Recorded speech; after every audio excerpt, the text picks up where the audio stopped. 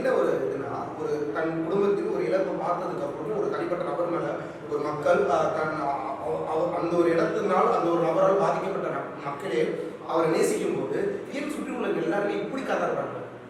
அது என்ன பொறுத்த வரைக்கும் அது ஒரு நேசிப்பு மாதிரி தெரியல. வேற எப்படி பாக்குறீங்க? அதுதான் சொன்னேன். அது என்ன பொறுத்த வரைக்கும் அது ஒரு மூட நம்பிக்கை.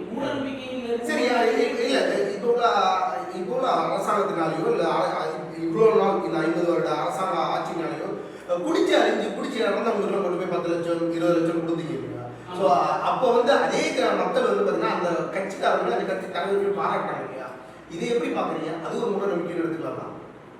அதுவுமே மூட நம்பிக்கை தான். எதெல்லாம் எந்த மக்கள்லாம் ஒரு எந்த விதமான அரசியல் புரிதலும் இல்லாம ஒரு கட்சி மேல மட்டுமோ அல்லது ஒரு தலைவர் மேல மட்டுமோ நம்பிக்கை வச்சிருக்காங்களோ அது எல்லாமே மூட நம்பிக்கை தான். நீங்க அதுல இருக்கிற அப்ப பாத்தீங்கன்னா இந்த மூட நம்பிக்கை டிஎம்கே மேலயும் இருக்கு, ஏடிஎம்கே மேலயும் இருக்கு இல்லையா? இருக்கு. அதாவது இப்ப எங்க அப்பா எங்க வீட்டுல சொல்லுவாங்க, அவர் இப்போ